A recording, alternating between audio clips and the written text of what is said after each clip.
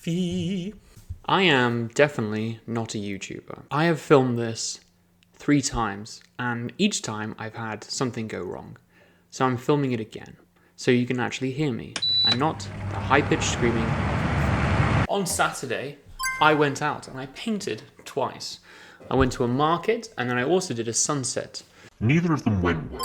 Well, I shouldn't say that, because there will be people in my comments that say, "Oh, Liam, it's beautiful, I loved the first one." And that's really sweet of you to lie to me like that. But I need to improve on these in order to become a better painter. So I'm going to show you how I fix my plein air photos. No. How I fix my plein air paintings. Tell you what, guys, talking to a camera, it's not easy. Let's start with the market painting. There it is. And if you follow me on Instagram, you've probably already seen it because I did a little reel where I showcased my plein air adventure. I don't like the painting overall. It's a little messy. There's too many people outside. See, when I go paint in public, I get very self-conscious. You know, you're in the public realm, especially at a marketplace. There's plenty of people there. You're doing something that is kind of unusual. It's not as unusual as like breakdancing and busking, but it's pretty unusual to see someone with a canvas in a public setting. So obviously people are going to come up and talk to you. They're allowed to do so. I don't mind the conversations that I have with people about my art or the process. I'm not a particularly social beast. I don't mind them. You know, people are very friendly normally when I go out painting. It's the pressure I put on myself to deliver a beautiful piece of art. 95% of the process, this looks like garbage. 99%, 100% of the process, this looked like garbage. But people would come up to you during the sketching phase or the blocking in phase, and you feel very aware that it's not finished. There is that pressure to deliver something beautiful. And with that pressure comes a rigidity and nervousness, and you skip a lot of stuff. At one point when I was painting, a kid came up to me and tried to give me $1. In this economy, come on, $1? Liam needs more if he's going to get a coffee. I think he thought I was busking, so very sweet, I refused. There's a lot of white space in areas. You know, I'm so worried about producing a perfect piece when I'm out plein air painting. I want to get to a stage where it's complete enough that when people come over, they go, "Oh, he can paint," rather than, "Oh, who let this guy out with an easel? I wouldn't have done that. Who let you out of the farm today?" All right, so I have recorded my fix, and we're going to watch that now together. Play.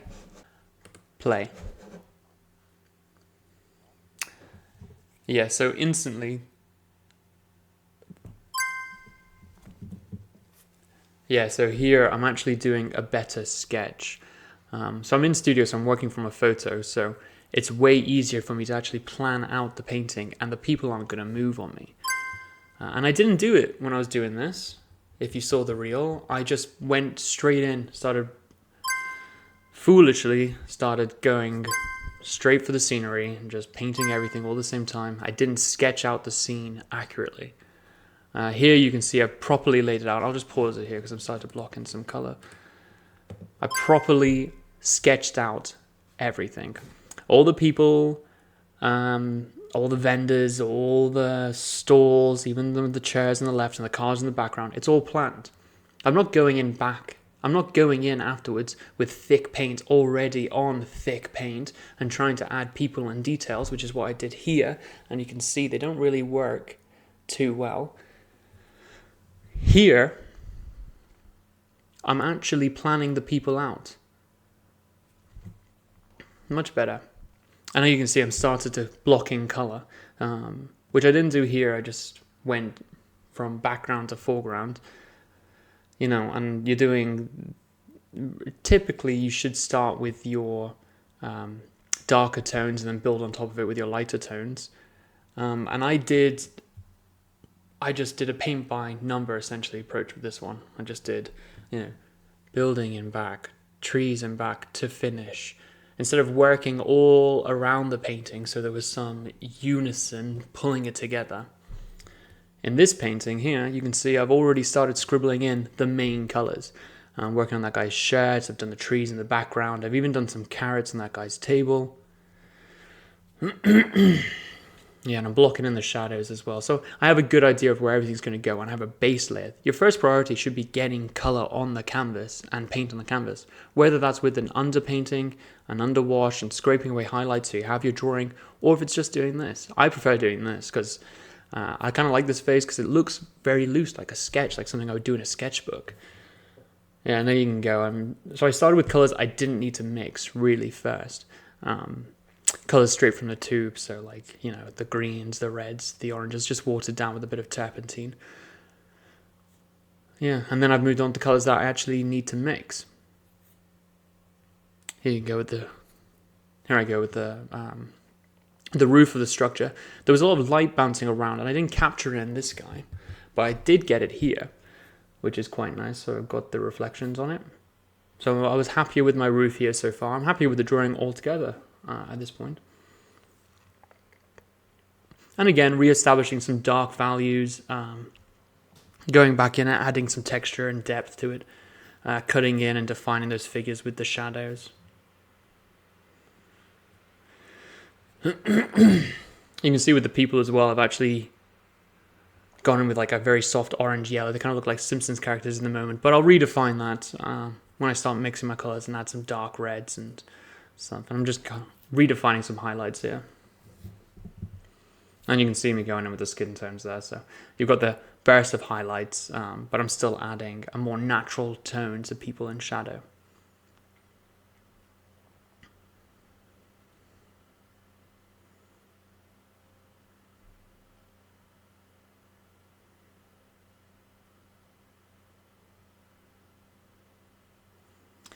Yeah, so I will say nothing has changed about my technique, really, between this photo, this painting, and that painting.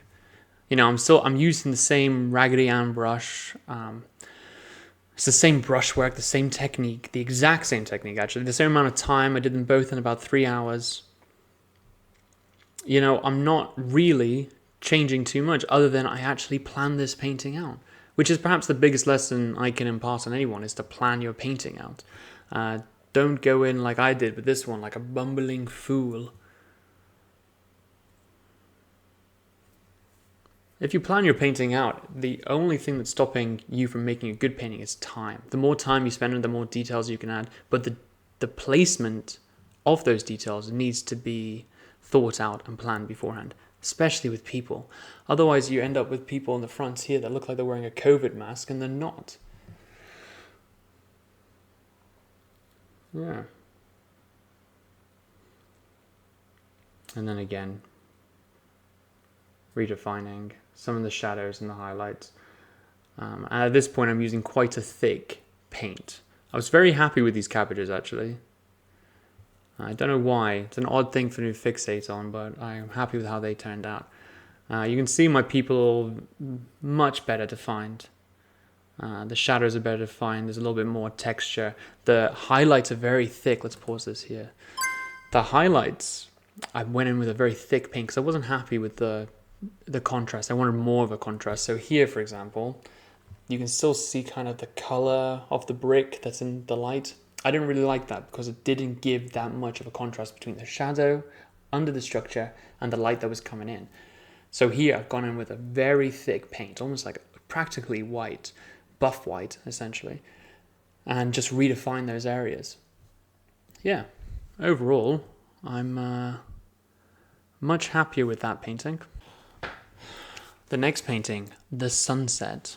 Now again, I hope you do follow me on Instagram because you would have come on quite a little, I guess, date with me, which is quite nice. And this was the finished piece. Okay. Not happy with it. Now with this one, I've never painted a sunset before. Arrived at the location with an hour to spare. So I only had an hour to set up and paint, capture the mood, and the sun goes down very quick. I packed too large of a canvas. I never paint on a 12x16 when I go out plein air. I only paint on smaller sizes so I can quickly capture the scene. This is ridiculous. And to top it all off, I took with me one large brush and one small brush, which if you saw the reel, you could see me trying to paint the sky with that small brush. scribbling it in as fast as I can. It's not working. I use the larger brush to do the land, but then obviously, because I'm plein air painting, it's a harder time to clean that brush. It was just stained green for the rest of the painting, and I wasn't good, and you can actually see where I've tried. There is a little bit of green in the sky. So yeah, I didn't leave myself a lot of time to finish this painting. The biggest problem I had with the sky is that the sun is the lightest part of the sky, obviously. Obviously, it's the brightest part of the sky. So that is where you're going to direct your big blob of white paint. And I've done that, but unfortunately, the rest of the sky is pretty much as light as that sun. So when you look at this painting, you can't really see where the sun is. That's one of the biggest troubles I have with painting skies. And I struggle with it in this one as well. So let's watch my attempt at fixing this painting.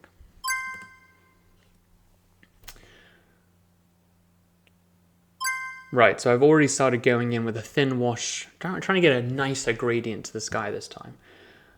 So this is just really thin down oil paint. It's almost like watercolor at this stage, which you'll find isn't enough. So I did the sky, and then I also did, I did the stream, the river underneath as well, because they're the same color, the stream's reflecting the sky. So it was good to do those at the exact same time so they had the same coloring. And then I'm just blocking in the landscape and trying to do a better composition. Started doing clouds here, and it was around about this time that I realized that it wasn't going to cut it. See, if I was to put a blob of white paint onto this sky, it wouldn't work. You wouldn't read that as the sun. So what I do, there'll be a jump here, and I smooth it all out. I just smooth the sky out, and it gets a lot more saturated with color. It also gets a little darker if you were to read it in black and white, which is really what you want. You want the bright colors of the sky, but you want it, and here it is. I've blended it all out. Putting those clouds back in there. And you'll see when I start putting the highlights, they read a little bit better. And I'm still not happy with how the sky is turning out. I've never really painted a sunset and a sky. This is the second time. This was the first time. This one was terrible. This one is only slightly better. But again, I didn't plan the painting out very well. I didn't learn my lesson from the last one. So you can see here where I've done that red blotch of paint underneath the sun. That red blotch of paint should be where the tree line is. But you can see my tree line I'm putting in there is higher than that. So I've had to go in and fix it. And because I've already put thick paint in, it's kind of messy and kind of gross. I didn't plan it out right. So you can see I've tried to fix it by putting some yellow under the sun, some reflections. It doesn't really work. I am pretty happy with my buildings in this though.